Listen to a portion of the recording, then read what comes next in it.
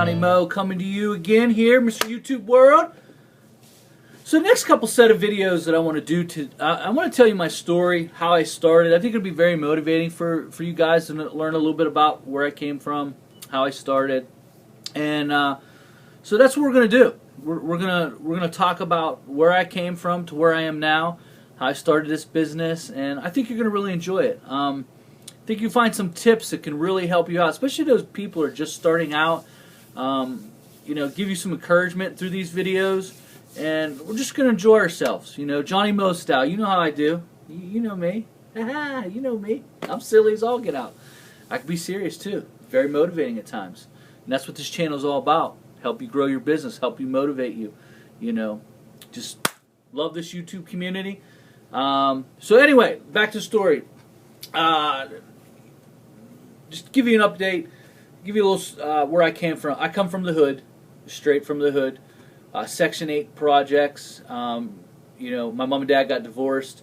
We had to move into the projects for a season, and then after that, we moved a block away from the projects. I always lived in the poorest section of town. It was very rough growing up. We were on welfare. Didn't see my dad a lot as a young man. Very poor. Just poverty. I hear a lot of people talking about, why does people live like that? Listen, man, when you don't know, you just don't know. You know what I'm saying? It's easy for you sitting up on top of the hill to say, those people down there, those people down there. But you know what? When you grow up in that, it's rough. I know what it's like to go to the store with food stamps and wait for everyone to leave to pull out a food stamp. Back then, you had to put. They were stamps. They were like little dollar bills.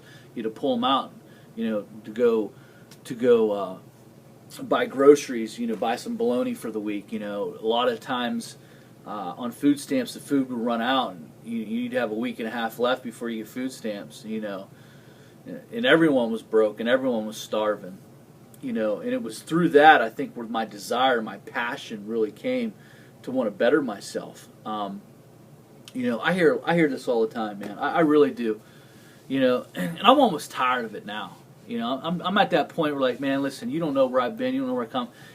You're so arrogant. You're so full of yourself. You got so much pride. Who are you? You think you're something. You're arrogant. Let me tell you something, my friend. Until you went 2 weeks without food, until you went to school with pains in your stomach because you were hungry and couldn't wait to get to lunch because that's where you got free food, then you can talk to me about, oh, you're so arrogant. Let me tell you something. I'll never be broke another day in my life. Never. I'm telling you right now, you're so arrogant. You're full of yourself. Let me tell you something. It's that full of myself because I was full of poverty and I was jacked up as a kid because we lived below the poverty line. Sorry about that. How you like that one? Let me tell you something. It's rough, man. So embarrassed. Can't take anyone to your house because it's nasty. We don't cut the grass, dude. That's right, we don't cut the grass. We let the grass grow up and then we go out and chop it up. Why? Because we couldn't afford gas for the lawnmower, man. Let me tell you something, man. That's what I got to say. I know what it's like. I've been on the grind. I feel you. You're out there. You're probably going through it right now. You're looking at me like I'm nuts. This big successful guy. Let me tell you something. I wasn't always successful. Out of 188 kids, I came in 179 of the class. I don't even know how I graduated. I think they just graduated me. When you're that poor, they just like, man, we just get him out. Just move him. You know what I'm saying? Move this guy out of here. When you're broke, you're busted, disgusted. When you're going to school, can't wait for free lunch because you're hungry, man. See, when you're on welfare, man, that food runs out the last 2 weeks, man. You ain't got no week. Drop a can of corn in there. Put a little butter in it. That's dinner. That's breakfast and dinner. You know what I'm saying? I didn't have any brothers and sisters, that on my mom's side. That's who I was raised by. It was my mom, because my mom and dad, we didn't have no WIC or anything. Milk run out. That's it, man. It's over. You ain't got no food. So I know what it's like to go without food. But I want to tell you something. This is why I am the way I am. This is why I say I'll never be broke another day in my life. Because I do everything so they'll never feel that poverty. They'll never feel what it feels like to have to go into a store and grab your food stamps and wait for everybody to leave so that you can feel good enough. Okay, is everyone gone? All right, can I have a quarter pound of bologna? Because that's what we're going to eat the next couple days. That's what I'm talking about, bro. You're so arrogant. You're so full of yourself. Let me tell you something. I'll never be broke another day in my life. You could put me in McDonald's right now, bro. Put me in McDonald's. I'll put the fries in. Boom. 10 minutes goes by. I'll take the fries out. You give me 6 months of McDonald's. Boom, baby, I'll be manager. Give me a year, I'll be general manager. Why? Because you got to have a reason to get up in the morning. And money is your thing. Let me tell you something. Money's not my thing. Broke's my thing. I've been broke and now I got money. Money is better than broke. Let me tell you something. You got to get up off your tail. You got to go out there on the grind and hustle. I don't want to ever have to feel that pain again. I don't want my family to ever have to feel that pain again. So I'm going on the grind. It's enough about that. It's enough about that rant. Graduate high school. Was working a part-time job at a local restaurant as a dishwasher. I knew I didn't want to do that. I knew what it meant to be broke. Growing up as a kid with that kind of poverty, back in the 80s, Air Jordan really came to popularity. And I'm going to tell you this story, man. It tears me up when I tell it. But I remember I was in third grade, and Air Jordans got popular. And I mean, everyone had them. Nike Air. And we couldn't afford them. I mean, honestly, we were on welfare, and so it was time for me to buy shoes. And so my mom takes me to this place called Fisher Bigwell at the time, and they used to have shoes in Iraq. We used to call them fish heads as I was a kid, but believe it or not, they're actually popular now. I see guys wearing fish heads all the time. I laugh like those are fish heads when I was a kid. But I was so broke, and I wanted those shoes so bad. I was in third grade. So what I did is I took these shoes and I drew a Nike swoosh on it, and I put on the backside Air. And I don't know what I was thinking. I was thinking, I'm going to be the cool kid. So I go to school and everyone starts laughing at me. Everyone starts laughing at me. Like, I couldn't get that as a kid, man. But you know what it feels like to feel that shame. And I don't blame my mom and my dad. I'm not that guy. See, you only know what you know, and they just knew what they knew. My mom grew up in the projects, man. You know what I'm saying?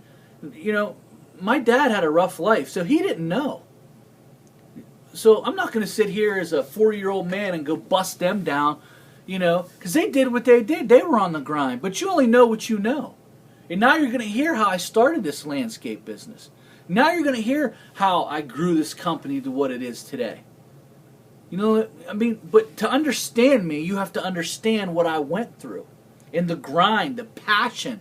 That's why I come over here. Sometimes I'm hard. Sometimes a lot of people, they don't like me. There's people in my town, they've never spoke to me.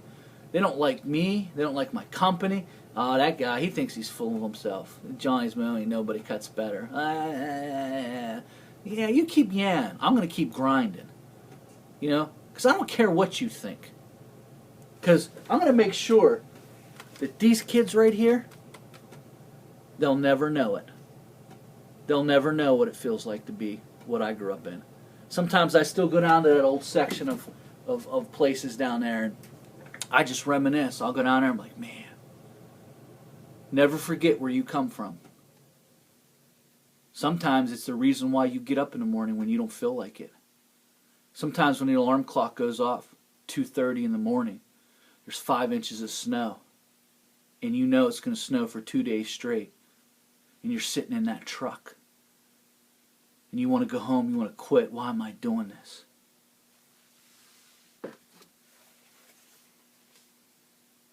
That's why. That's why. They'll never know it. Not as long as I'm alive.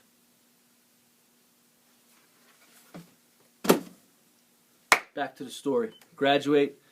End up going to college. I knew I wanted to do something better. I did pretty. My first year in college, I had to take a lot of prerequisites because I was dumb in high school. Cost me a lot of money to do that. Second year of college, I started kicking around. I did pretty good. My third year of college, joined a fraternity. Oops, don't do that. I failed out of college. Failed out of that university. I went to a community college for 2 years.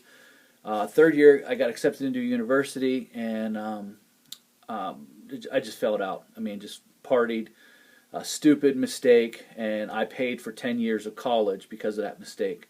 The only good thing that I will say that ever happened to me in college was I met my wife. I'm just being real with you. You know, if you're thinking about going to college, you know, be very serious about it. There's a lot of pitfalls in college, and because I just was wild, and enough about that. So I leave college. I didn't leave college. You asked me to leave college, and so I did. Said, hey, don't come back. Take a year off is what they told me. And, you know, take a year off. Here's another statistic for you. 75% of all people take a year off, don't go back. I'm one of them. So I never went back to college. I ended up taking a job at construction during the day, bartender at night. Well, at night, I would be bartending, and a guy would come in, and he would talk about his landscape crew. Every night he came in, Monday through Friday. He was always there. He owned his own landscape business, 1996. And, you know, he talked about how much his foreman made, and, you know, he can't get any good help, and, you know, nah. So one day I was coming home about a week later. I was thinking, man, that guy made 25 grand. His foreman made 25 grand a year. Now, you're like, oh, that's nothing. But back then, I mean, come on, minimum wage was $4.25 when I went to work. You know, it was like $3 something when I first started, and at that time they raised it up to $4.25. I believe it was $4.25 at the time. So I was making $4.25, you know, construction, $4.25 in doing bartending. So you know, I just said, I called him up. I was like, hey, are you interested? You know, I don't have any experience. And when I say no experience, I didn't have any. I've never cut grass, never used a weed whacker, never, you know, I was just strong. You know, I was a strong young man. So I said, hey, I got a good back.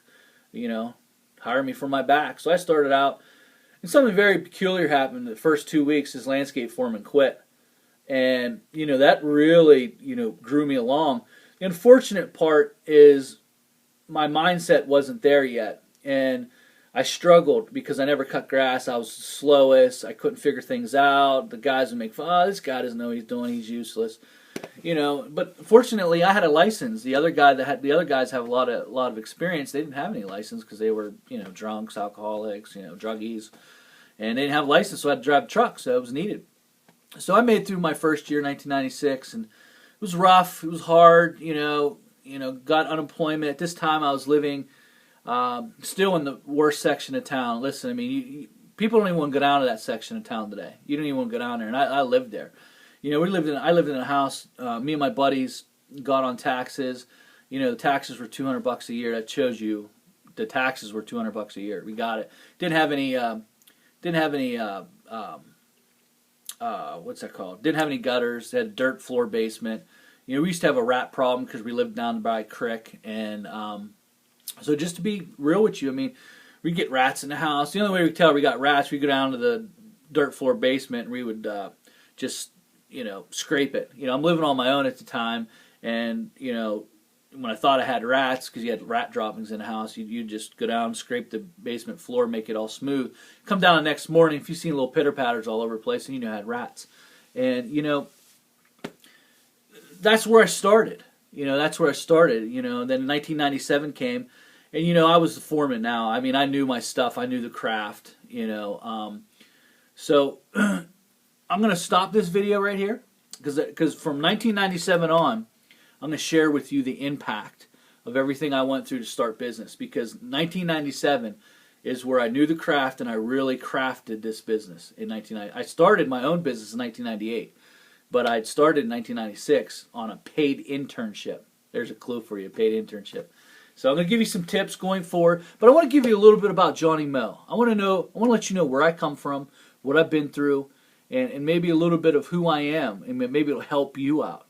And so thanks for watching, and stay tuned for part 2 of my story. This is my story, Johnny Mo.